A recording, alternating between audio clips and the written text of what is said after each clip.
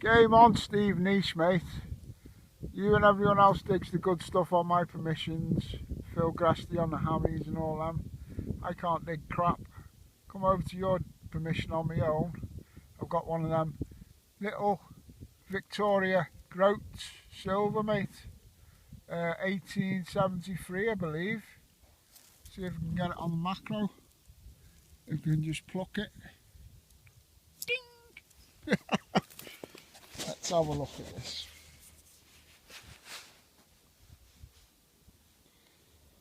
She's a bit bent, but she probably was anyway. She was royalty. And she's a bit worn, but you can make a date out there somewhere. 1873. The main thing is I've stopped digging tat, and I'm not going on any of my permissions no more. I don't care how good they are, because all I do on my permissions is dig tat. I'll get the best permissions I can, give them to me mates, and they can get me out on theirs. You can see the date there. Happy days, Wayne. Nice one, buddy. On that big field out the front. Catch you later.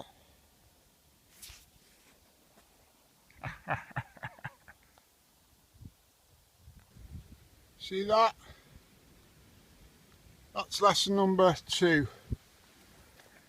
Don't be scared to do fields that you know for a fact have already been done. I seen that sign ages ago, and since that I've seen that sign on my friend's fields. I've had some great finds on here.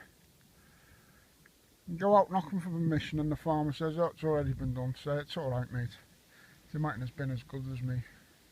Well, it's just a case of they haven't swept the coil over that one find, innit? So don't let that put you off, okay? While I got the camera out, lesson number 3. I don't know how many acres this is, but you see them crows out there?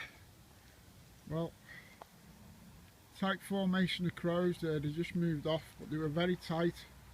But when I first come to this field, they were all really in numbers, much more than that, just about there in the centre of my picture.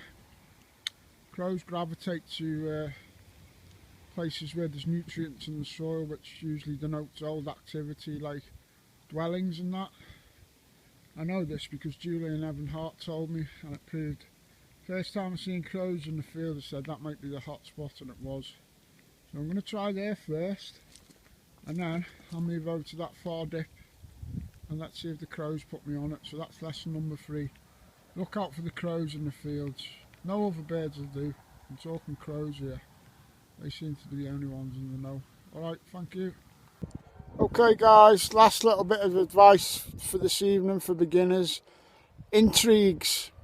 When I started my Facebook group up, the first 12 months I was inundated with intrigues, and my type of nature, I got involved in them, overly involved in it, just to try and weed out the wrongings and that.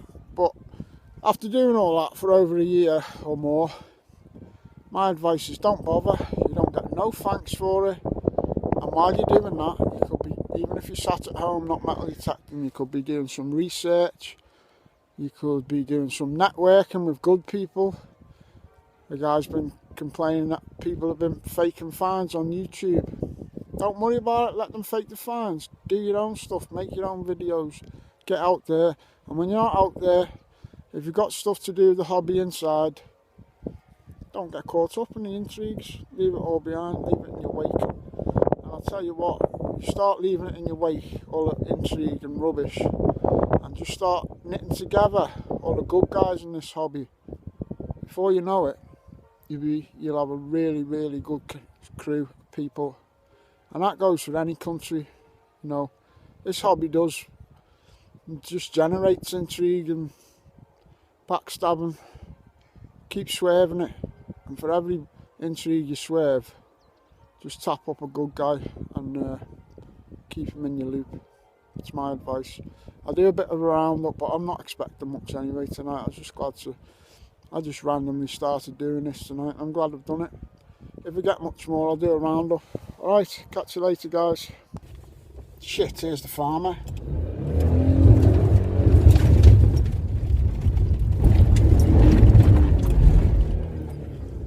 Later.